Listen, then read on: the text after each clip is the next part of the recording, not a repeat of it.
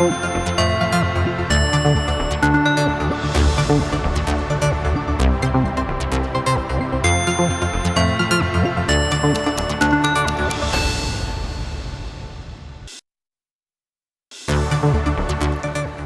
زينة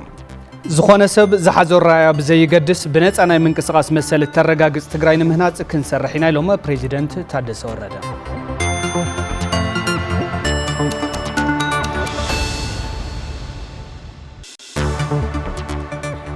سمونا حمامات أب مكران سقاين زركب حزبنا بمحجاز كنحلفوا يقبا إلهم بصو أبنا أرجاوي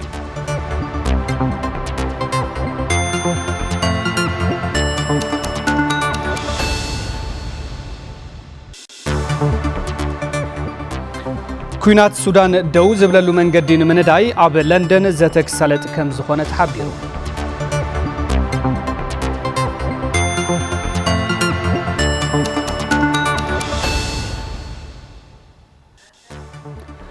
سلام تعنا هبلنا زخبركم تخاتلتي تلفزيون تجرين الساعة زحزنا يوم على توزينات حزنا قريبنا لنا زينات الساعة بمرح أنا تخلت تخفله بمدام ملكت قوانقوا سلامون هايلو بسم الله سومي استوديو تلفزيون تجري حبرناكم تعنيت كنجبرينا كسام وداتا حبركم ناتنحوم فلما جن حتى ارتي زينات زعلتينا نباهم كنا بتصح لوام قبل خيدانا كم سعوك تغرويا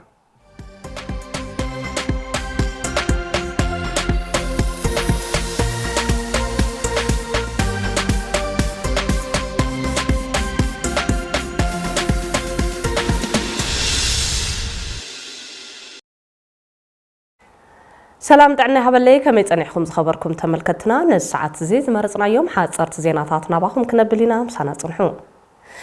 منغستي انجليز دحرس نبت ايتا ጌታቸው ረዳ ህልው ኩነታት ትግራይ قوام መንግስቲ እንግሊዝን አመልክቱ ካብ አባል ፓርላማ እንግሊዝ ዝኾኑ ሎርድ ዴቪድ አልተን ቤት ጽሕፈት ጉዳያት ወጻኢ ኮሙኒዝ ይቅርታ ዴቪድ አልተን ቤት ጽሕፈት ጸሐፊ ጉዳያት ወጻኢ ኮመንዌልዝን ልምዓትን ዘቅረብዎ ሕቶ ኣብ ዝተወሃበ ምላሽ መንግስቲ እንግሊዝ ሕዝውን ሰላም ዝዕምቕ ርክባት ይገብር ከም ዘሎ ፍሊጡ መንግስቲ እንግሊዝ ሰላም ኣብ ምጥንኻር ተመዛበልቲ ትግራይ ናብ መሬቶም ኣብ ምምላስ ምፍታሕ ዕጥቂ ሰራዊት ትግራይ ክሳለጥን ዘላቂ ሰላም ዳግመ ህንፀትን ድማ ኣብ ደቂ ኣንስትዮ ትኹረት ገይሮም ምስ ዝሰርሑ ኣካላትን ሓድሽ ፕሬዚደንት ጊዜያዊ ምምሕዳር ትግራይ ታደሰ ወረደን ይሰርሕ ከም ዘሎ ሎርድ ኮሊንስ ገሊጾም እንግሊዝ ብሕብረት ኣፍሪካ ዝተመረሐ سممع تصابو دوم وبال كم تدقفن نخالاي معراف صراحة تجوجل كتتلن تجبر وعل بريتوريا حبرة أفريقيا مسلاتن 255 شح باوند كم زمدبتون أفليتهم لورد كولينز أب قداي وطت إيتيو إيرتران زقرب لهم حتون تملسو أمونغو خلتي وجناس لهم اتفنان نخاد منغستات إنجليز مس كلهم لعلوت حلفت منغستين نازتو كم زخون بمحبار أب قرب أوان مكتل قداماي منستر إنجليز أب إثيوبيا أب زكايد أو عدد إذا قداي كم زتيلون بعلم لورد كولينز مس منغستي إثيوبياون كم زتيلو حبيرو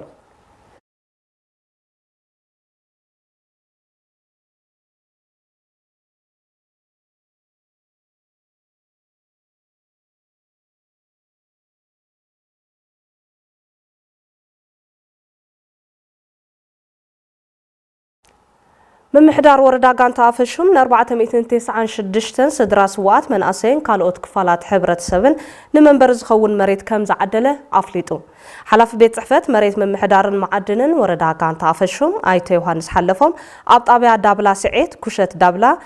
عدي مسكال أبستبها لكبابي نزنبرو مسرحي عبايتن زي نبرم نلعل 400 وجنات نمنبرز خون لنفس وكف كل 100 كاريمتر كم استعدل فليتو تتقمت بوجنم اتستسالت عدل مريت مسرحي عبايتي بمسكان أب كالوت كبابتات اتوردا أتنخيرو كأطللو أبزحلف وملختي حبيرون كبل حبريتان ركبن وردا كان طافشهم حبيرو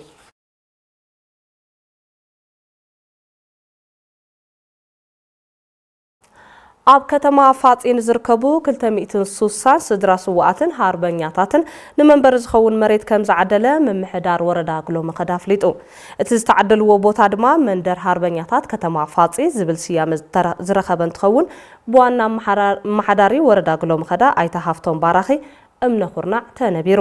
ዋና መሓዳሪ ወረዳ ጉሎ መኸዳ ኣይተ ሃፍቶም ባራኺ ከም ዝሓበርዎ ጊዜያዊ ምምሕዳር ትግራይ ብዘውፅኦ መምርሒ ፍሉይ ተጠቃምነት ስድራ ስዋኣትን ሃርበኛታትን ተግባራዊ ንምግባር ዓሊሙ ዝተወሃበ ከም ዝኾነ ገሊጾም ጀጋኑ ስድራ ጀጋኑን ኣብ ምጥንኻር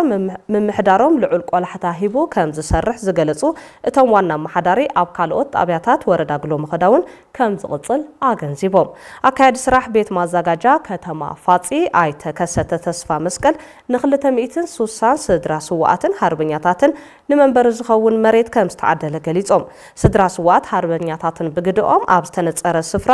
መንደር ሃርበኛታት መሬት ብምርካቦም ንዘለዎም ጸገም ከም ዘቃልለሎም ሓቢሮም ጉዳያት ኮሙኒኬሽን ዞባ ምብራቕ ትግራይ ከም ጸብጸቦ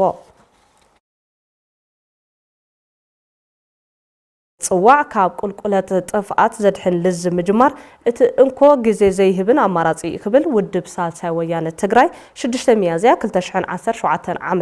ኣብ ዘውፅኦ መግለጺ ኣተሓሳሲቡ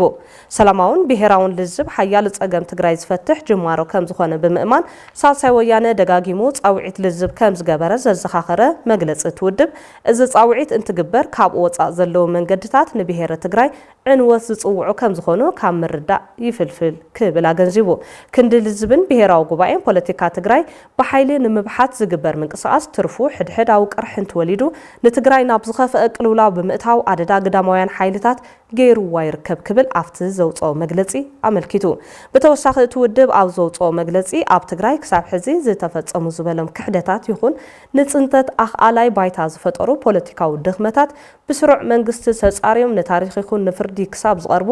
እዚ ሕዚ ዝረአ ዘሎ ኣሳዳድን ተሳዳድን ፖለቲካ ዝበሎ ብህጹጽ ጠጠው ክብል ይግባእ ኢሉ ሳልሳይ ወያነ ትግራይ ኣብ ዘውፅኦ መግለጺ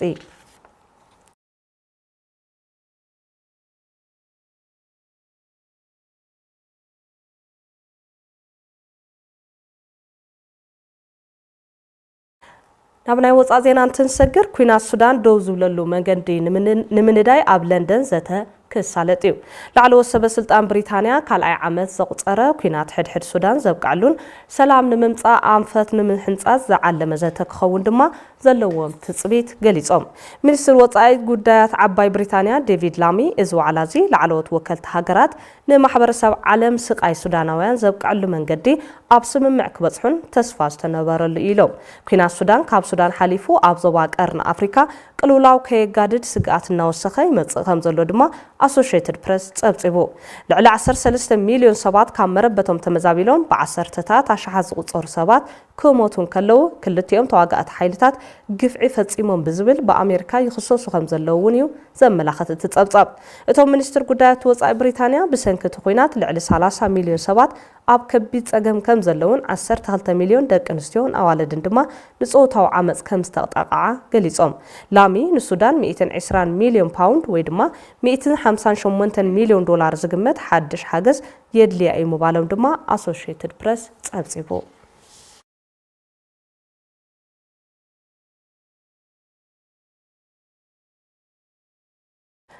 ለሰዓት ዝመረጽናዮም ሓጸርቲ ዜናታት ነዚኦም ይመስሉ ነይሮም ልዋም ገብረ ኪዳን ምሳኹም ጸኒሐ ሰላም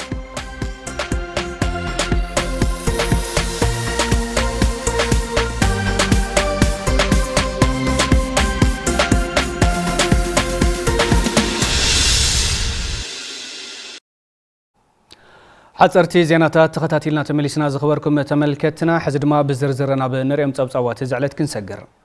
زخونه سب زحزور رايا بزي قدس بنصا ناي منقسقاس مسل ترغاغص تግራይ ንምህናጽ ክንሰርሕና ኢሎም ፕሬዚደንት ግዚያዊ ምምሕዳር ትግራይ ታደሰ ወረደ ፕሬዚደንት ታደሰ ወረደ ነዝዝበሉ ሚያዝያ 6 2017 ዓ.ም ንኣባላት ካቢኔ ግዚያዊ ምምሕዳር ትግራይ ናይ ዝቕጽሉ 3 ወርሕ አንፈትን መደባትን ኣብ ዘቕረብሉ እዋንዩ ተስፋይ ታደሰ ከም ሰዕበዳሊወሎ ጊዜያዊ ምምሕዳር ትግራይ ኣብ ዝቕጽሉ 3 ኣዋርሕ ብዋናነት ምሕዳራ ትግራይ ኣብ ምምሕያሽን ምልዋጥን ኣብ ምርጋጽ ሰላምን ድሕነትን ልምዓትን ምንቕቓሕ ኢኮኖሚ ትግራይን ኣብ ምርጋጽ ልዕነት ሕግን ምፍጻም ውዕሊ ፕሪቶርያን ልዑል ትኹረት ገይሩ ከም ዝስራሕ ፕሬዚደንት ታደሰ ወረደ ተሓሳሲቦም ፕሬዚደንት ታደሰ ወረደ ነዝበሉ ሚያዝያ 6 2017 ዓ.ም ንኣባላት ካቢኔ ጊዜያዊ ምምሕዳር ትግራይ ናይ ዝቕጽሉ 3 ኣዋርሕ ኣንፈታትን ዋና ናይ ትኹረት ጉዳያትን ኣብ ዘቕረብሉ እዋን እዩ ዝኾነ ሰብ ዝሓዞ ኣረኣእያ ብዘየገድስ ብነጻ ናይ ምንቅስቓስ መሰል እተረጋግጽ ትግራይ ምህናጽ ክንሰርሕና ድማ ኢሎም ኣብ ምሕደራ ዝረኣዩ ዓበይቲ ጸገማት ብምፍላይን እቶም ዝረኣዩ ቀንዲ ናይ ምክፍፋል ምድፍፋእን ምጥቕቃዕን ተግባራት ደኩሉ ብምግባር ኣብ ሓበራዊ እኩልነትን ዓሰና ክንግስግስ ይግባእ ዝበሉቶም ፕሬዝደንት ኣብ ጣብያን ወረዳን ዘሎ ናይ ዘይመረጋጋእን ናይ ምጥቕቃዕን ተውርኤታት ከም ዘሎ ብምሕባር እዚ ድማ ንትግራይ ስለ ዘይጠቅም ሓደ ነቲ ሓደ ዝጸርገሉ ኩነታት ክህሉ ከም ዘይግባእ ሓቢሮም ኣብዚ እዋን ኣብ ትግራይ ንኹሉ ትግራዋይ ዝጠመር ማእኸል ይጎድል ምህላው ዝሓበሩ ፕሬዝደንት ታደሰ ወረደ እቲ ግዝያዊ ምምሕዳር ንኹሉ ዝሓቁፍን ኩሉ ዝቕበሉን ክኸውን ምግባር ቁልፊ ናይ ትኹረት ነጥብ ምዃኑ ገሊጾም እዚ ኣብ ማእኸል ጥራሕ ዘይኮነስ ክሳብ ወረዳን ጣብያን ክወርድ ከም ዝግባእ ፕሬዝደንት ታደሰ ወሲኾም ሓቢሮም ብብርኪ ትግራይ ብሄራዊ ዋዕላ ብምክያድ ከም ብሄር ህልውናን ድሕንነትናን ኣብ ዝውስኑ ኣጀንዳታት ብሄራዊ ምርዳእ ንምፍጣር ከም ዝስራሕ ኣመላኺቶም እዞም ህዝባዊ ዋዕላታት ብብርኪ ዞባ ወረዳን ዞባን ንምክያድ ከም ዝተተሓዘን ካብቶም መድረኻት ዝተረኸበ ሓሳባት ድማ ጠሚርካን ወድብካ ንናይ ትግራይ ምሕደራ ጸገም መፍትሓ ምግባር ክስርሐሉ ከም ዝግባእን ቁልፊ መደብ ናይ ዝቕጽል 3 ወርሒ ዕማም ምዃኑን ኣመልኪቶም መንነት ትግራዋይነት ብኸባቢያውነት ዝንጸባረቐሉ ኩነታት ከም ዘሎ ተገንዝብካ ብምፍላይ ድማ ናይ ውልቀ ሰባት እዩ ከበልካ ምኽንያቱ ብዕምቆት ብምርዳእ ምፍታሕ የድሊ ዝበሉ ፕሬዝደንት ታደሰ ትግራዋይነትን ትግራይን ኣብ ዝሓለፈ 30 ወይ ገለ ዓመታት ዝተፈጠረ ከይኮነስ ናይ ዘመናት ዝተሃንጸ ጽኑዕ መሰረት እዩ ኢሎም ኣብ ህዝቢ ዘለዎ ሓቅታትን ስጋኣታትን ክወጽእ ምግባርን ምልላይን ካብዚ ተበግስካ ድማ ክግበር ዘለዎ ብመልክዕ ፖሊስን መደብን ኣዳሊኻ እርማት ክግበር እዩ ናይዚ ዕላማ ድማ ኣብ ትግራዋይነት ክፍጠር ዝኽእል ናይ ከባቢያውነት ጸገም ካብ ስሩ ብምፍታሕ ሓድነት ህዝብና ንምብራኽ ምዃኑ ተዛሪቦም ፖለቲካ ትግራይ ኣብ ክልተ ዋልታ ጫፍ ዝረገጸ እዩ ዝበሉቶም ፕሬዝደንት ነዚ ምዑሪን ምግባር ድማ ከም ህዝቢ ብሄራዊ ዕርቂ ምፍጻም ዘድሊ ምዃኑ ኣብሪሆም ብተመሳሳሊ ኣብ መብዛሕትኡ ወረዳታት ትግራይ ዝረአ ናይ መርሕነት ጸገም ብምፍላይ ድማ ኣመራርሓ ኣብ ሓደ ከባቢ ምስ ቤተሰቡ ንምንባር ብዘኽእልን ዓርሰ ምሕደራ ብዘረጋገጽን ኣገባብ ንምፍጻም ብዕቱ ከም ዝስራሕ ገሊጾም ጉዳይ ማሕበረሰብ ዲያስፖራ ትግራይ እውን ልዑል ትኹረት ተዋሂብዎ ከም ዝስራሕን ደጋፍን ተቃዋምን ኮይኑ ኣብ ክልተ ተኸፋፊሉ ዘሎ ማሕበረሰብ ዲያስፖራ ናብ ሓደ ብሄራዊ ምርዳእ ክመጽእ ክስራሕ ኣለዎ ኢሎም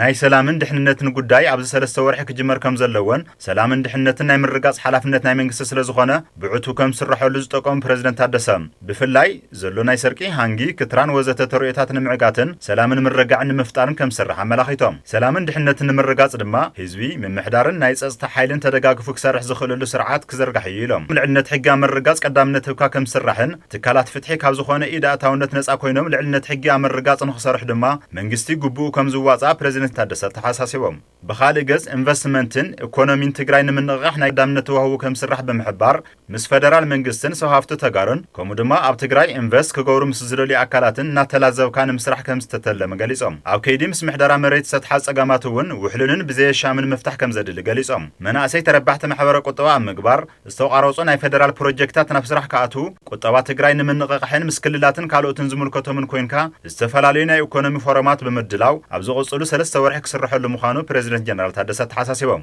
ተመዛበልትን ኣመረቦቶም ናይ ምምላስን ውዕሊ ሰላም ፕሪቶሪያ ብምሉእነት ተፈጻሚ ናይ ምግባርን ጉዳይ ቁልፊ ናይ ዝቕጽሉ ትልሚ ምዃኑ ዝገለጹ ፕሬዝደንት ታደሰ ግዝያዊ ምምሕዳር ትግራይ ብዝኾነ ይኹን መንገዲ ናብ ኩናት ዝኣተወሉ ኩነታት ከም ዘይህሉን ኩሎም ጸገማት ብሰላማውን መንገዲ ጥራሕ ንምፍታሕ ብልዑል ርብርብ ክስራሕ ኢሎም ኣባላት ካቢነ ግዝያዊ ምምሕዳር ኣብቲ ዝቐረበ መበገሲ ሓሳብ ሰፊሕን ዓሚቕን ምይይጥ ድሕሪ ምክያድ ብምሉእ ድምጻ ዝድቕወሎም ሕድሕድ ሴክተራት ከዓ ካብዚ ትልሚ ተበጊሰን ዝጭበጥን ዝቝጸርን መደባት ከውፅኣ ተሓሳሲቦም ኣብ ዝቕጽሉ 3 ኣዋርሕ ብዛዕባ ዝሰላሰሉ መደባትን ኣንፈታትን ግዝያዊ ምምሕዳር ትግራይ መልኪቶም ኣብ ቀረባ መዓልቲ ንህዝቢ ትግራይ ዕላው ከም ዝገበሩ ድማ ተገሊጹ እቶም ብመንግስቲ ዝተተሓዙ መደባትን ኣንፈታትን ዕላው ኣብ ዝኾነሉ ድማ ኣብ ትግራይ ብዝርከባ መራኸቢ ሓፋሽ ብቐጥታ ፈነወ ከም ዝመሓላለፍ ካብ ቤት ጽሕፈት ፕሬዝዳንት ግዝያዊ ምምሕዳር ትግራይ ዝተረኸበ ሓበሬታ ይረድእ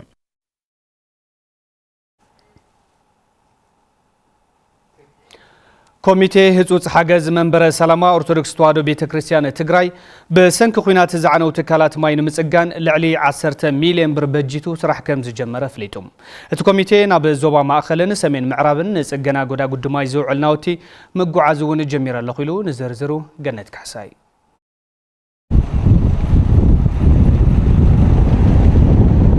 ኮሚቴ ህጹጽ ሓገዝ መንበረ ሰላማ ኦርቶዶክስ ተዋህዶ ቤተክርስቲያን ትግራይ ኣብ መላእ ትግራይ ብሰንኪ ኩናት ዝዓነዋ ልዕሊ 500 ጎዳ ጉድማይ ንምጽጋን ብር 10 ሚልዮን በጅቱ ናብ ስራሕ ከም ዝኣተወ ዝገለጹ ኣብ መንበረ ሰላማ ኦርቶዶክስ ተዋህዶ ቤተክርስቲያን ዋና ጸሓፊ ላዕለዋይ ቤተ ክህነት ብፁዕ አቡነ አረጋዊ እቲ ሓገዝ ናብ ዞባ ማእኸልን ሰሜን ምዕራብን ጀሚርናዮ ኣለና ኢሎም በጀት ተበጅት ልዕሊ 10 ሚልዮን በጀትና ለኢና እዚ በጀት እዚ ኣብ መላእ ትግራይ ኢና ንሰርሕ ዘለና ንምንታይ ሕድሕዱ ዝተሰበረት ምጽጋን ወይ ደሞ ምቕያር እዩ ሕዚ ግን ቦምባ እናሰርሑ ዝነበሩ ዝተቋረጹ ወይ ደሞ ማይ ርሒቕዎም ናይ ማይ ጸገም ዘለዎ ምስ ተጸጊኑ ናይቶም ቱቦታት ክቅየሩ ዝግብኦም ኩሎም ቀይርናም በሐድሽ ንሳቶም ደግሞ ልዕሊ 10 ሚልዮን በጀትና ኣለና ዝበጀት እዚ ደግሞ መላእ ትግራይ ጉዳጉድ ምስ መንግስቲ ዘሎ ምስ ናይ ወረዳን ናይ ዞዋን ናይ ክልልን ተዋዲድና ኢና ንሰርሖ ዘለና ስለዚ ብዙ ምክንያት እዩ ሕዚ እውን ስራሕ ጀሚርና ይዘት እቲ ኮሚቴ ብርክት ዝበሉ ንዋታው ሓገዛት ገይሩ ይዝበሉ ቶማቦ መንግስቲ ክበጽሓሎም ዘይከኣሉ መሰረተ ልምዓት ኣብ ምጽጋን እውን እጃሙ የወፊ ከም ዘሎ ገሊጾም መላእ ትግራይ ልዕሊ 60 ሚልዮን ዝኣክል ብህጹጽ ሓገዝ ኮሚቴ መንበረ ሰላም ኦርቶዶክስ ተዋህዶ ቤተክርስቲያን ናብ ኩሉ ቦታ ተባጽሕ እዩ ሕዚ ድማ ያው ካብ እርዳታ እኽሊ ዘይቲ ካልእታት ካብ ምሕጋዝ ሕብረተሰብና ብፍላይ ጦርነት ብኩናት ዝዓነው ጎዳጉድ ማያት ህዝብና በማይ ጻምእ ይመውትን ይሳቀን ስለዘሎ ማይ ማለት ድማ ህይወት እዩ ማይ መድኃኒት እዩ ማይ እንተሃልዩ ሁሉ ኣብ ገዳናታት ንሽተይ አትክልቱውን ሐምልታቱውን ክበልዕ ይኽእል እዩ ማይ ድማ ናይ ኩለትና ናይ ጥዕናና መሰረቱውን ስለዝኾነ ተዛዓበየ ንሕና እቲ ገንዘብ ንሃሊና እንተይኮነስ ነቲ ሕብረተሰብና ያው ካመይ ንህዝብና ሓገዝ ካመይ ጌርካ ሕብረተሰብ ካመይ ጌርካ ሓገዝ ከም ዘለዎ ንምሕሳዊ ኣብ ሰሙን ሕማማት ኮይና እንጅምሮ ዘለና እዚ ሓገዝ መንፈሳዊ ዕግበት ዝፈጥሩ ይዝበሉ ብፁዕ አቡነ አረጋዊ ንስተጸገመን ዝዓርቀን ህዝብና ብምሕጋዝ ትርጉም ሕማማት ክነኽብር ይግባእ ኢሎም ሓንቲ ጉድጓድ ልዕሊ 35 እስካብ 1000 ዝኾኑ ገባራት ቦራታት ይምጥቀምለን ነዚኦም ማለት ደግሞ ብዝሓለፈ ልዕሊ 25 ጎዳጉዲ ኣብ ገራዓልታ ኣብ ድጉም ዝገበርናዮ ስራሕቲ ውጤታማ ከም ዝኾነ ድማ ርኢና ኢና እዚ ንዓና ዓውይ ውጤት ዘለዎ ሕብረተሰብና ረኺዑ ክሕጎስ ከሎ ካብዚ ዝሕጉስ ነገር ስለዘይብልና ሕዚ ድማ ንሕና ካሊ ቀጻሊ ሓገዛትና እውን እዚ እዩ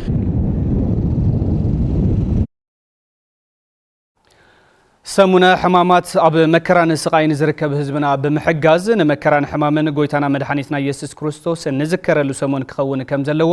ኣብ መንበረ ሰላማ ኦርቶዶክስ ተዋህዶ ቤተክርስቲያን ትግራይ ዋና ጸሓፊ ሲኖዶስ ብፁዕ አቡነ አረጋዊ ሚዒዶም ዘሕለፍዎ መልእኽቲ ተኸታቲልና እንመለስ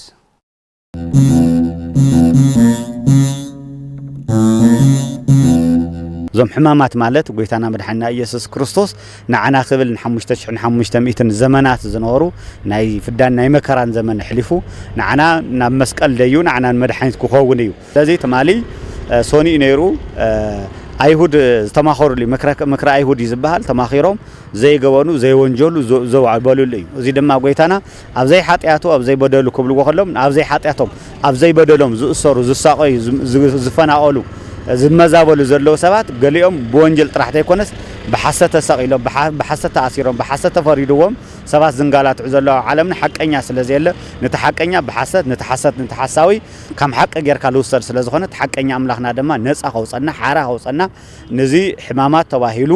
መከራ ክርስቶስ ንዝክረሉ መከራ ሕማማትን ነስታውሰሉ ብፍላይ ድማ ናይ ድሕነትና መሰረቱ እውን ስለዝኾነ ንስቅለት ሁላትና ናዘከርናዮ ንብዙሕ ግዜ ናዘከርናዮ ጽኒሕና አቡነ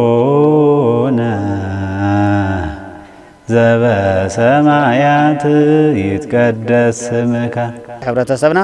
ሕማማት ክንዝክር ከለና ዝተጸገመ ሰብ ዝተሸገረ ሰብ ክንሐስብ ምክንያቱ ጎይታና ንዓና ናትና በደልን ናትና መከራን ተሸኪሙ ንሓደናን መወዳእታ ከም ዘወገደልና አንሕና ድማ ዝተጸገሙ ተሸገሩ ሰባት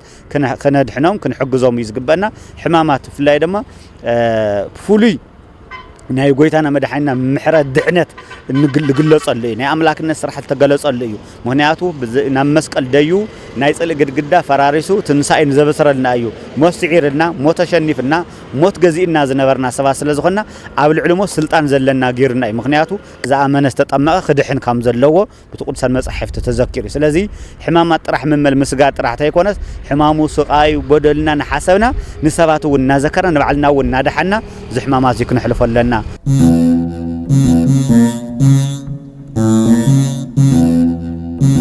መወዳእታ ደግሞ ናይ ትንሳኤ ዘመን እውን ስለዝኾነ ትንሳኤ ብምትሕግጋዝ ብምትሕብባር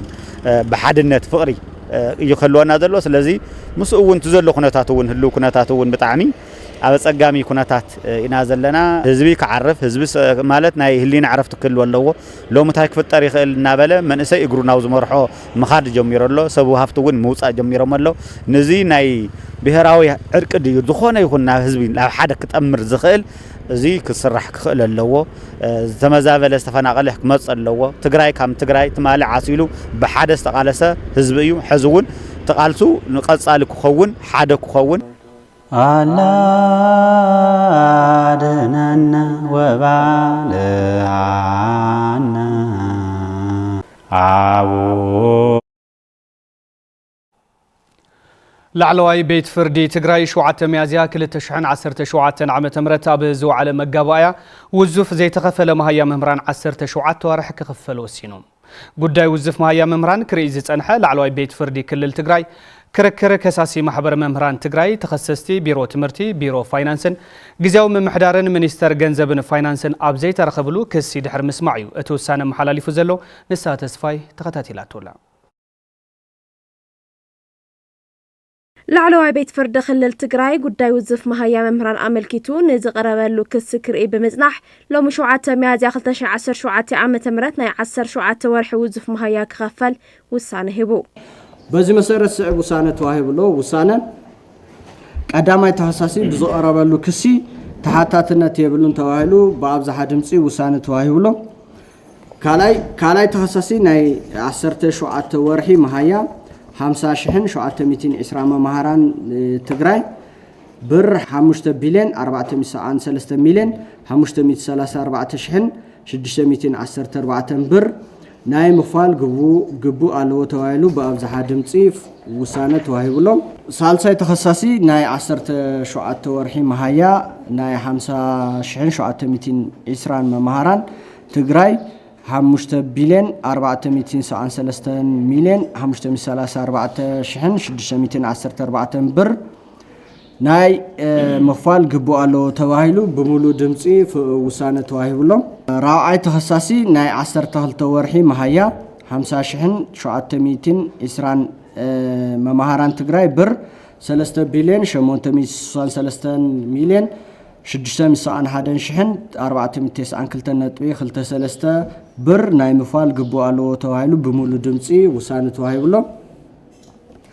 ሳልሳይ ራብዓይ ተኸሰስቲ ኣብ ቁጥሪ 4 ንዝተገለጸ መጠን ገንዘብ ብሓባርን ተናጸል ተሓተቲ እዮም ተባሂሉ ብሙሉ ድምፂ ውሳነ ተዋሂብሎም ካልኣይ ተኸሳሲ ኣብ ቁጥሪ 3 ንዝተገለጸ መጠን ገንዘብ ምስ ሳልሳይ ተኸሳሲ ኣብ ቁጥሪ 4 ዝውሳነ ንዝተገለጸ መጠን ገንዘብ ምስ ሳልሳይ ራብዓይ ተኸሰስቲ ብሓባርን ተናጸልን ተሓታቲ እዩ ተባሂሉ ብኣብዝሓ ድምፂ ተወሲኑሎም ወጻኢን ክሳራን ዝምልከት ናይ ጠዋኣበል ብቁርፂ 1 ሚልዮን ብር ካልኦት ወጻኢን ክሳራታትን ብር 100,000 ብር ካልኣይ ሳልሳይ ራብዓይ ተኸሰስቲ ብሓባርን ብተናጸልን ንከሳሲ ከፍሉ ይግባእ ተባሂሉ ውሳነ ተዋሂብሎም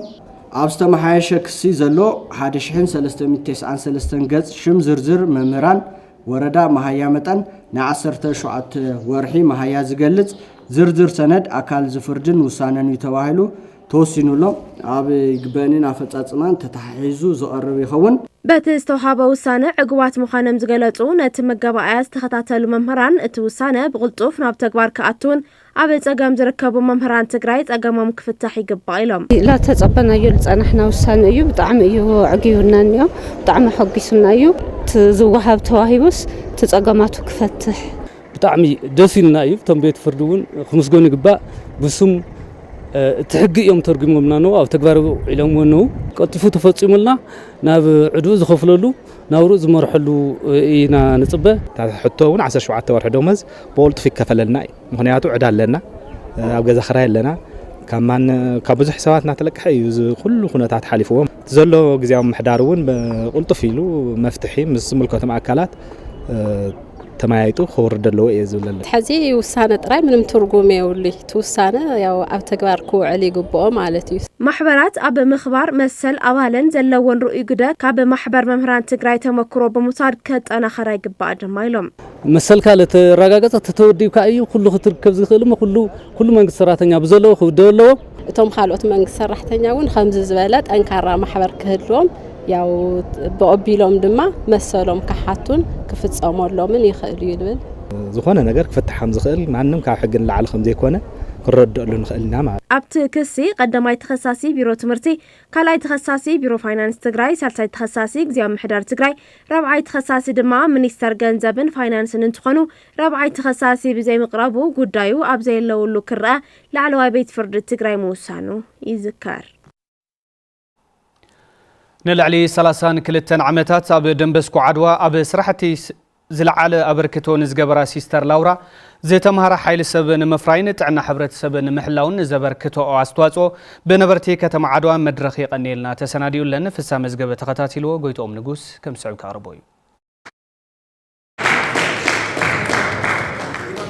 ንልዕሊ 32 ዓመታት ኣብ ሰብኣዊ ስራሕቲ ዝለዓለ ኣበርክቶ ንዝገበራ ሲስተር ላውራ መድረኽ ይቐኒልና ተኻይዱ ሲስተር ላውራ ኣብ ጥዕና ትምህርቲ ሰብኣዊ ሓገዝ ክንክን ጥዕና ኣዴታትን ህፃናትን ዝገበረው ኣበርክቶ ዝለዓለ ከም ዝኾነን ከም ውጽኢት እውን ብዙሓት ምሁራት ይፈርየለው ኢሎም ነበርቲ ከተማ ዓድዋ ካብ ከጂ ጀሚሩ ሳዕ 12 ከም ቀፂሉ ናብ ላዕለዋይ ዩኒቨርሲቲ በሃገር በክልል በውራጃናት ተጠዋዕት ሆኑ ምሁራት ዘፍረየ ትካል እዚ ከዓ በናይ ሲስተር ላውራ ጻዕርን ድኻምን ተፈጠረ ለውጢ ዕድሜን ሙሉእ ዘለዎን ናይ ስራሕ ፍቕሪ ሰብኣዊ ስራሕቲ ኣብ ወፃኢ ዘለዎን ተቐባልነት ተጠቒመን ኣብቲ ንሪኦ ዘለና ኪዳነ ምህረት ትምህርት ቤት እናመርሓ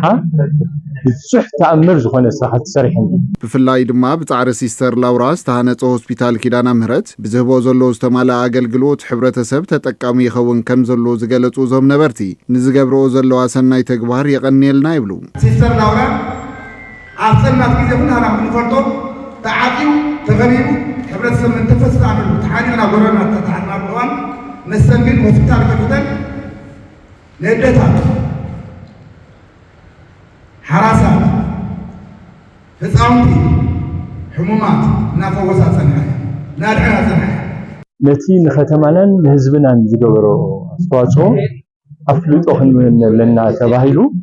ናይ ኣፍልጦ ፕሮግራም ኣዲስ ኣበባ ብዝርከቡ ተወለድትና ቅዱሳት ተወለድትና ሓባቢሮ እዚ እውን ሓደ ደገፍ ኢልና ናይ ኣፍልጦ ፕሮግራም ነይሩ ንሱ ኢና ንርዕ ፀኒሕና እዚ ሕዝቦም ከምዚ ተገይሩለን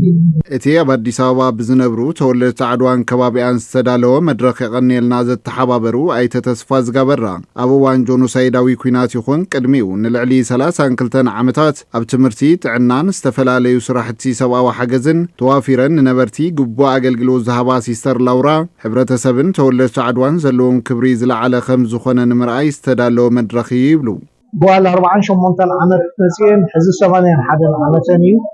ብምግልጋለን ከምኡውን ኣብቲ ናይ ጽንተት ኩናት ህዝብና ኣብ ፀገም ኣብ ጸልማት ኣብ ዝነበረሉ ዓብይ ሓገዝ ዝገበሩ ኣባ ዮሴፍ ሉዋን ኣፍልጦን መሃብ ዝተዳለወ እዩ ሲስተር ላውራ ብዝተዋሃበን ሽልማት ከም ዝተሓጎሳን ክሳብ መወዳእታ ሕብረተሰብ ዝተማልአ ትምህርትን ጥዕናን ክረክብ ከም ዝሰርሓን ይሕብራ I am not Faranji nationality, yes, but my heart is shooting Abisha. ብዘይግነት ዋላ ጓል ካልእ ዓዲ ንኹን ፈረንጂ እየ ኢለ ኣይኣምንን ንዓይ ምስጋና ይግበአኒ እዩ ኢለ እውን ኣይሓስብን ጥዕንኦም ክሕልው ዝሕከሙን ናብ ትምህርቲ ዝመጹ ህፃናት እዮም ክምስገኑ ዝግብኦም ንዝሓመማ ኣዴታት ዝሕክሙ ሰብ ሞያ እዮም ክምስገኑ ዝግብኦም ሕብረተሰብን ካቶሊካዊት ቤተክርስትያን ኪዳነ ምህረት ዓብይ ምስጋና ይግብኦም ከንቲባ ከተማ ዓድዋ ኣይተ ተስፋይ ገብረወልድ ሳሊዝያን ሲስተርስ ደንበስኩ ዓድዋ ብፍላይ ድማ ሲስተር ላውራ ኣብ ትምህርትን ጥዕናን ብዝሰርሖ ዘለዋ ስራሕቲ ሕብረተሰብ ተጠቃሚ ይኸውን ከም ዘሎን ነቲ ሰናይ ስራሕን ንቅድሚት ተጠናኺሩ ክቕፅል ማሕበረሰብን ምምሕዳርን ኣብ ጎነን ከም ዝስለፍ ኣረጋጊጾም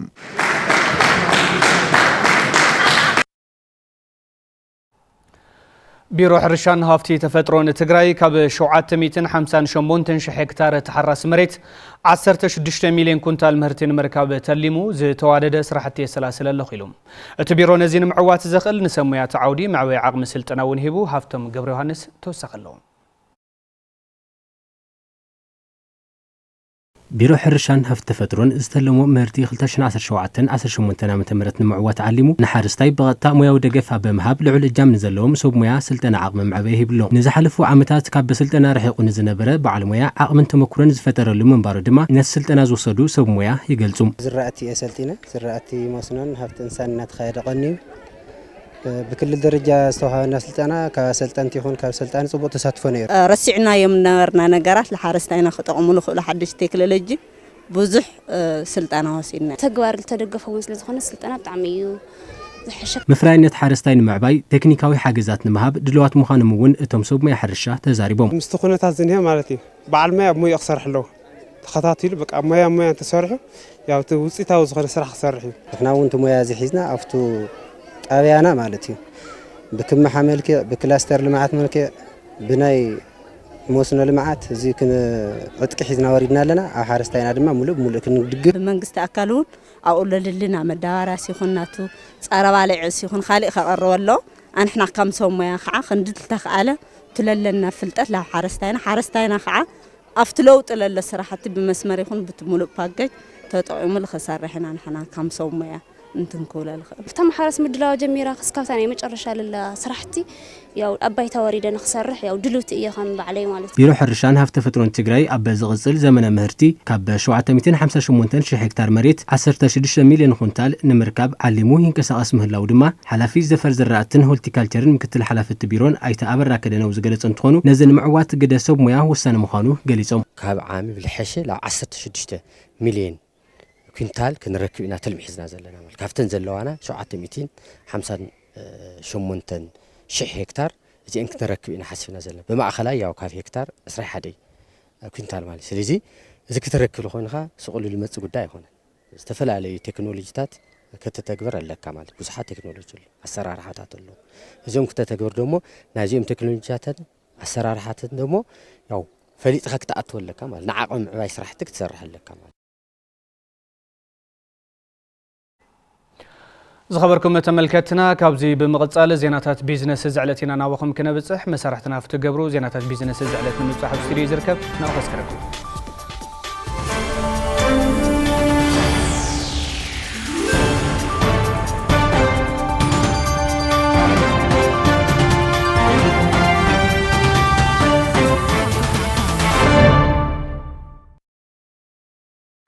يمسجن أتخلتي سلام طعنا هبل زخوركم تملكتنا نزعل الزحرنا يوم زيناتات بيزنس حيزا قريبا لكم مكتتالكم عديمة فلمام أب تجري ببوانو زبراخات زلو جحلة تشكركرت نمغناس أب سرحتي تاوتا تكنولوجي تخرت غير كم مسرح وتسيتاو كم زخونة أب مجتتام قطعات تشكركرت توافر مناسي نبرتي كتمام على جليزوم حنت مكينا مقطعات كقطم اللادما كسب 10,000 بر وصاي كم زحتت يوم اتوم مناسي جليزوم زلو هيوت الشبشي ابز زعبازي زرزر حزالا ኣብ ትግራይ ዝበራኸ ዘሎ ስርቂ ተሽከርከርቲ ንምቕናስ ዓሊሞም ኣብ ስራሕቲ ኣይትራክ ቴክኖሎጂ ወይ ድማ ምግጣም መቆጻጸር ተሽከርከርቲ ከም ዝተዋፈሩ ዝሓበሩ መናእሰይ ነበርቲ ከተማ መቐለ ደባሽ ተጫነን ሮቤል ሓጎስን እዚ ድማ ኣብ ምርጋጽ ድሕነት ሕብረተሰብን ተሽከርከርትን ዝለዓለ ኣበርክቶ ኣለዎ ይብሎም በዓል ዋና ብሞባይል ስልኩ ቢሉ ተሽከርካሪቱ ኢቭን ልኬት እንቀሳቀሱን ብሞባይል ስልኩ ለዓጽሉ ቴክኖሎጂ ስለልኾነ ያው ካብ ድሕነት ሙሉ لا كان دحنت سقات ورب للاغن كاب سرق للاغ خوينو ومول تاي سمريت او ناي سمريت وين مس اشكركاري لفتر ጭقጭق لمغناس تايو كابينا يخيدا للنغرات ديتيل سلال نغرنا ያው ዝስ በጣም ውሕስነቱ ተረጋገጠ ቴክኖሎጂ መዛሓቱ ማኺና ዝገጠምናየን ኣብ ናይ ግሊ ሰባት እዮም እና ዘን ካብ ናይ ኢትዮጵያ ዝወፃ ማኻይን ዘለዋ ናብ ጅቡቲ ናይ መስመር ተሳሓብቲ ዘለዋ ማኻይን ዓበይቲ ተጓተት ማኻይን እና ኣብ ናይ ኦፊሳት ከዓ ኣብ ናይ መንግስቲ ሰራሕተኛታት ፊልድ ዝወፃ ብዙሓት ማኻይን ስለ ዘለዋ ንሰን ኣብ ነዳዲ መቕናስ ሓደ ዓብዪ ኣስተዋፅኦ ጌርና ኢና ብዙሓት ኦፊሳት ነዳዲ ቀኒሶም እዮም ማኻይኖም ብኣግባቡ ክቆፃፀሩ ኺሎም እዮም ከም ዝበልክ ኣብ ሰብ ሃፍቲ ከዓ ማኺኖም ኣካርዮም ወይ ከዓ ካብ ዓዲ ክወፃ ከለዋ ኣብ ምንም ነገር ቆጣጥሮ ስለዝኸሉ ሳሕዝ ብዙሓት ኣብ ናይ ግሊ ሰባት እዮም ተጠቂመን ዘለዋ ጂፒኤስ መኪና ማለት ንሓንቲ መኪና ክሳብ 10,000 ብር ክፍሊት ብምፍጻም ኣገልግሎት ከም ዝህቡ ድማ እቶም መናእሰይ የረድኡም ሓድሽ ቴክኖሎጂ ምስቲ ምዃኑ በቲ ማሕበረሰብና ንምእማን ብዙሕ ስራሕ የድልየካ እዩ ኣብ ጅማሮታት ብዙሕ ኢኻ ትደክም ያው ደኺምካ ዝተወሰነ ለውጥታት ያመፀ ይኽእል ስፔሻሊ ሰብ ተሽከርከርቲ ናተሽከርከርቶም ስምሪትና ድሕነት ንምቁፅጻር ኢሎም ያው ሕዚ ላ ተረድኦም ተወሰነ صندوق المينا مالتي نحن نقطملو كاب 10,000 نحنت ماكينه نا ب 10,000 يوكا و 9,000 يوكا نحنت ماكينه دحنت محلاي ساعوي مرات خويني سمعني ኣብዚ ሓፀረ እዋን ዕድል ስራሕ ንዝሰኣኑ ተመለስቲ ተጋደልቲ ናፃ ኣስተምህሮ ብምሃብን ስራሕቶም ብምስፍሕፋሕን ብቐጻሊ ዝሐሸ ካፒታል ንምውህዳል ተሊሞም ይሰርሑ ከም ዘለው ድማ የረድኡም ብዙሕ ሓሊምካ ኢኻ ትለዓል ያው መልዕሊ ካፒታልና ዋላ ዝበሃለ ይኹን ዝተወሰነ ካፒታልና ናይ ዓቕሚ ናይ ባዕልኻ ናይ ሞያ ዓቕሚ ተወሲኽዎ ዝስራሕ ስራሕ ስካብ ዝኾነ ድረስ ኣብ ቃጻሊ ያው ላዕለ ደረጃ ናብና ቴክኖሎጂ ዘርፊ ላዕለ ደረጃ ንምሳሕ ያ ታርጌት ገርና ነና ማለት እዩ። ቀጻላይ ገዛ ኸራይ ሒዝካ ዓበይቲ ነተምሃሩ ዝመቻቸሉ ከም ተማሂሮም ሓፂር ኮርስ እዩ። ብሓፂር ኮርስ ኣብ ናይ ሴኩሪቲ ካሜራ እውን እንቀሳቐስ ስለ ዝኾነ ናይ ሴኩሪቲ ካሜራ ስልጠና እውን ክንህብ ኢና። ብኡ ተተሓሒዙ ናብ ናይ ተጋደልቲ ኣሕዋትና እውን ብነፃ ናይ ምምሃር ዕድልና ሓንቲ ክላስ 5 ሰባት 6 ሰባት ብነፃ ናይ ምምሃር ፕሮግራም ኣለና ይንቀጻላይ። ኣብ ትግራይ ዘለዋ ኩለን ተሽከርከርቲ ተጠቀምቲ ውፅኢት ቴክኖሎጂ ብምግባር ድሕንነት ሰብን ንብረትን ምሕላው ኣገዳሲ ምዃኑ ድማ እቶም መናእሰይ ኣገንዚቦም እዮም። ካብ ወፃኢ ሰደድ ቻይና ኣብ ቀዳማይ ርብዕ ዓመት 2025 ነቁጣጽራ ፈረንጂ ብ6.9 ሚእታዊ ወሰኽ ከም ዘርአየ ሲጂቲኤን ጸብጺቦም። ንግዲ ወፃኢ ቻይና ኣብ ቀዳማይ ርብዕ ዓመት 2025 ነቁጣጽራ ፈረንጂ ናይ ምርግጋዕ ምልክታት ከም ዘርአየን ጠቕላላ ኣእታወን ሰደድን 10.3 ትሪልዮን ዩዋን ማለት እውን 1.41 ትሪልዮን ዶላር ከም ዝበጽሐ ሓፈሻዊ ምምሕዳር ጉምሩክ ቻይና ንኹነታት ንግዲ ወፃኢ ቻይና መለኺቱ ኣብ ቤጂንግ ኣብ ዝሃቦ ጋዜጣዊ መግለፂ ኣፍሊጡ ክብል ማዕኸን ዜና ሲጂቲኤን ጸብጺቦም። እዚ ኣሃዝ ካብ ዓመት ናብ ዓመት ብ1.3 ሚእታዊ ወሰኽ ከም ዘርአየ ዝሓበረ ማዕኸን ዜና ሲጂቲኤን ወርሓዊ ፍጻጽማ ንጹር ናይ ምሕዋይ መስመር ከም ዘርአየ እውን ገሊጹ። ቻይና ዝተፈላለዩ ዕዳጋታት ኣብ ምህናፅን ምስ ዓለማውያን መሻርክቲ ብምትሕባር ኢንዱስትርያላዊ ቀረብ ሰንሰለትን ምጥንኻር ስትራቴጂካዊ ትኹረት ከም ዘለዋ ኣስሚሩሉ። ኣቑሑት ቻይና ኣብ ቀዳማይ ርብዕ ዓመት ኣብ ልዕሊ 170 ሃገራትን ዞባታትን ኣብ ዕዳጋታት ብስፍሓት ዓብሊሉ ምህላው እውን ኣመላኺቱ። በዚ መሰረት ድማ ሰደድ መሳርሕታት ህንፀት መራኸብን ምህንድስናን ባሕርን ብ10.8 ሚእታዊ ጽዕነት ፍሉያት ማሽነሪታት ድማ ብ16.2 ሚእታዊ ከም ዝወሰኸን እዚ ድማ ቻይና ናብ እትገብሮ ኢንዱስትርያላዊ ምዕባላ ሓጋዛ እዩ ክብል ሲጂቲኤን ጸብጺቡ ንሲጂቲኤን ጸሪሑ ገብረ እግዚአብሔር ገዳሙ ከም ዘዋደዶ።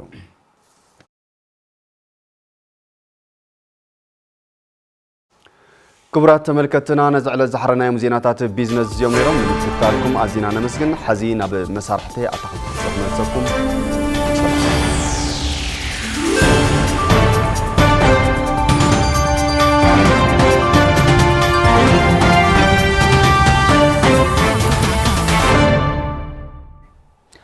ዜናታት ቢዝነስ ተኸታቲልና ተመሊስና ዝኸበርኩም ተመልከትና ሕዚ ድማ ናብ ጸብጻቦት ስፖርት የኸስገረኩም። ጸብጻቦት ስፖርት ውሽጢ ዓድን ወፃን ብተኸስተ ሓጎስ ቀርብ ሰናይ ምክትታል።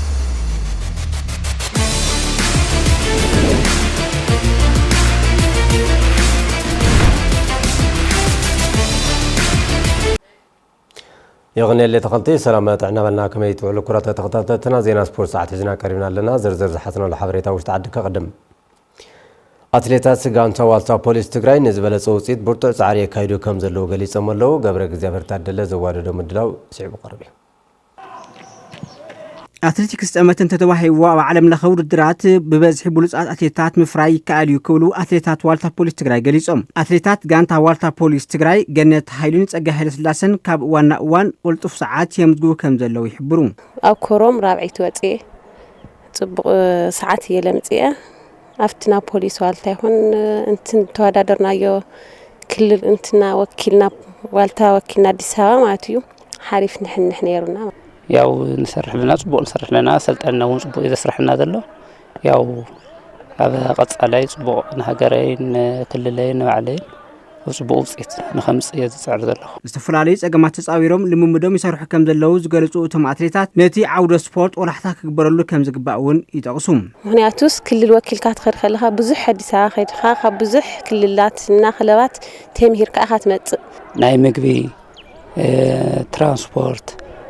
ዕጥቂ እዚ እንድሕር ተቋቂሙ ዘይወፅ ስፖርተኛ ያለን ትግራይ ማለት ናይ ስፖርት ክስታያ ኮይና ዘላ ህዝብ በተለይ ቢዝነስ ይኾን ዘለዎ ኣብ ትግራይና ዋና አሰልጣኒ ጋንታ አትሌቲክስ ዋልታ ፖሊስ ትግራይ ኢንስትራክተር ሀፍታ አስገረም በወገኑ ጋንታ አትሌቲክስ ዋልታ ፖሊስ ትግራይ ካብ 1987 ዓመተ ምህረት ጀሚሩ ክሳብ ሕዚ ብርክት ዝበሉ አትሌታት ከም ዘፍረየ የዘኻኽር ኣብዚ ሕዚ እዋን ድማ 18 አትሌታት ብምጥርናፍ ልምምድ የካይዱ ከም ዘለውን ኣብ ዝተፈላለዩ ውድድራት ዘተባዕ ውፅኢት የመዝግቡ ምህላዎምን የገንዝብ ኣብ ዓሚ ሎሚ ይሕሽ ዋላ ናይ ዕጥቂ ጫማታት ሎም ዓመት ተገዝዩ ولا موليو ليت مال ولا يخن هذا جمارة تلو صبغ لخن ولا تيامر راح دمو صبغ طمته مس عوالات عوالات قرشين كواتا أب من جاري لركب هنا قد مخزب كاب عوالات لا تواتsa أيو ولا أجر كعشة ولا أتلتكس لدقوم نيرو هنا خزي دمو لاو لفت مسرح هاتينا قد صلايجن قبض نايلومي خا تشعي 10 شوعته قد صلاي بكله ولا بحيل سبل بكل ነገር ተጠናኺርና ክንኸዲና ኣብ ዝርብ ለናና ጽቡቕ ኮነ ጠመተ ይለለዎም ኣመራሕቲ ካብ ትግራይ ውጪታውያን ኣትሌታት በበዝሒን ምፍራይ ጠመተ ተዋሂቦ ስራሕሉ ከም ዝግባውን ተገሊጹ ዶላር ክታምጽ እንተኾና ኣብ ትግራይ ክስራሕ ኣለዎ ዶላር ይሐቀየና ሸርፊና ሲናለና ሸርፍ እንድሕር ክንረክብ ኮይና ኣብ ኣትሌቲክስ ዓውይ ልኾነ በቃ ክንሰርሕ ኣለና ጋንታ ሶሎዳ ዓድዋ ኣብ ላዕለዋይ ሊግ ኢትዮጵያ ካብ ዝነጥፋነ ዝሓሸ ውፅኢት ካብ ዘለዎን ጋንታታትን ሓንቲ እያ ዝተረፈ ግጥማት ብዓወት ንምዛም ድማ ቁጠባዊ ሓገዝ ጠሊባላ ጽጋው ዘፈሩን ኣባላት እታ ጋንታ ዘራሪቡ ዝስዕ ምድላ ወዳሊ ትርከብ ጋንታ ኣብ ግጥማት ላዕለዋይ ሊግ ኢትዮጵያ ምድብ ዝናኣድ ምንቅስቃስ ብምክያድ ካብ ምድባ ካልኣይ ደረጃ ሒዛ ትርከብ ጋንታ ኩዕሶ እግሪ ሶሎዳ ዓድዋ ምሽጥር ጽቡቕ ጉዕዛ ኣብ ተጋሩ ተጻወት እምነት ሓዲራ ዕድል ክረኽቡ ምግባር እዩ ይብሉ ተጻወት እታ ጋንታ ዳንኤል ኣድሓኖምን ስለሺ ዘሪሁንን ምንም ዓይነት ውድድር ዝግጅት ከገበርና ተወዳዲርና ውጤቱ ዘምጽና ነና ናይ ውጤቱ እዚ ዋና ሚስጥሩ ናይ ከባቢና ተጫዋቲ በበዝሕ በመህላው ፎከስ ንገብሮም ኣብ ተጋሩ ተጫዋቲ አብዛኛው ሶሎዳ ዓድዋ ዘይሕመየሉ ነገር ኣብ ደቂ ዓዲ ይሰርሕ ኣብታ ተሪፋ ዘላ ናይ መወዳእታ ጾታ ምድብ ዓወት ንምምዝጋብ ናብ ሜዳ ከም ዝወርዱ ድሕሪ ምግላጽ ግን ድማ ኣብ ከተማ አዲስ አበባ ንዝሳለጥ መዕጸዊ ጾታ እትውድድር ንምክያድ ፋይናንሳዊ ጸገም ከም ዘጋጥሞምን ፈታውን ተወላድን ሓገዝ ክገብረሎምን ጸዊዖም ሐሙስ ኣለትና ጨዋታ ንሳሲዕርና አይ ናይ ምድብ ናይ ክልቲኡ ምድብ ካልኣይን ንደረጃ ሳልሳይ ጨዋታ ሳልሳይ መንወጽ ሻምፒዮን ስለዘለና አዲስ አበባ ኸይና ንገብሮ ጨዋታ በጀት እዚ ሃዲና ክንወዳደር ስለዘይንኽእል ፈተውቲ ዓድዋ ፈተውቲ ትግራይን ኣብ ውሽጢ ዓድን ኣብ ደገን ትርከቡ ሓገዝ ንኽትገብሩልና ኢና ንላው ንገብሮ ጨዋታ ቀጻሊ ሐሙስ ኣለና ሲዕርና ካልኣይ ንድሕል ወፂና ናብ አዲስ አበባ ዝኽየድ ዕለት 25 سأن باجت حسرت تعم تشجرنا هنا دقفتنا فتوتي ሶሎዳ ዓድዋ كل زخون دقافنا حجز نخد قورنا تحتنا يلاو أسلطان እታ ጋንታ አሸናፊ አማረ ብግዱ ጋንቶም ክሳብ ሕዚ ጽቡቕ ምንቅስቃስ እናገበረት ምምጻእ ዝሓበረ ኮይኑ ኣብ ዝቕጽሉ ንዝህልዋ ጸወታት እውን ሓገዝ ደገፍቶም ከይፍለዮም ይጽውዕ ዓመት ሁሉ ካላይ ሳልሳይ ላውዓይና ኾና መጽና ኢና ኣብ ደረጃ ይወረድና ነገር ግን ሕዝኻ ናይ ደብረ ብርሃን ቅድሜና ጸዋታ ኣሎ ንዕኡ ሲዕርና ነቲ ናይ ኢትዮጵያ ቻምፒዮን ኣብ ሁሉቲ ከምድብ ለና ከምድብ ካላይ ዝወፁ ጋንታታት ተራኺቦም ናይ ዝዓመት ዜና ሃየር ሊግ ሳልሳይ ዝወፀ ንምፍላይ ዝግበር ጸዋታ ኣሎ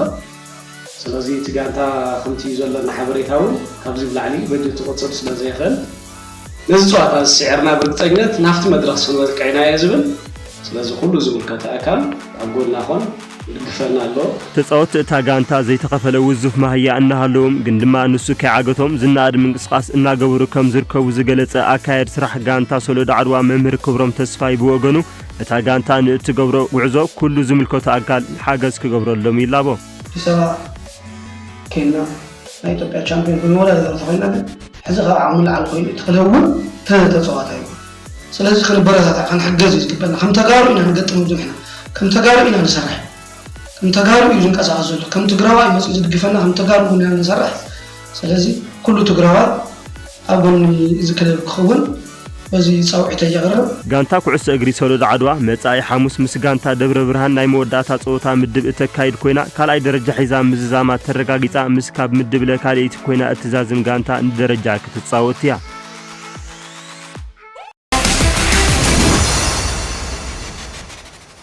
زخبركم تملكتنا على توزيناتنا وبزازمنا نمكتلكم مسكينة ببزلكم روح كسر